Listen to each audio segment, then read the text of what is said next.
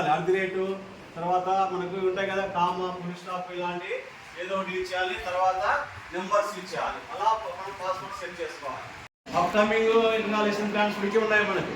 అప్కమింగ్లో కూడా మనకు working principle అనేది వెరీ వెరీ ఇంపార్టెంట్. వాటిపైన క్వశ్చన్స్ ఎక్కువ వస్తాయి. అప్లికేషన్స్ ఎక్కడ చేస్తున్నాం, కాంపోనెంట్స్ తర్వాత స్టాండర్డ్స్ ఇందాకే డిస్కస్ చేసాం. ఏంటి స్టాండర్డ్స్ అంటే just scientific law and principle, ఇది very very important. Surface tension చూడండి, ప్రిన్సిపల్ ఆఫ్ సర్ఫేస్ టెన్షన్ ఏముంది ఇక working principle surface of read చేయండి కదా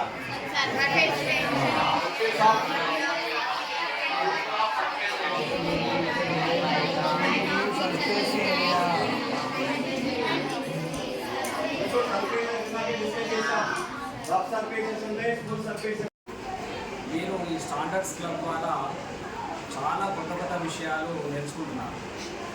ఎవ్రీథింగ్. సో ఈ నేర్చుకునే క్రమం లోపలనే వాళ్ళు సెంట్రల్ గవర్నమెంట్ వాళ్ళు క్విజ్ ప్రోగ్రామ్స్ పెడుతున్నారు.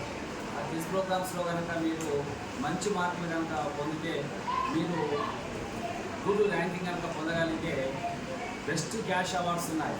మీకు ఆల్రెడీ తెలియజేయడం జరిగింది.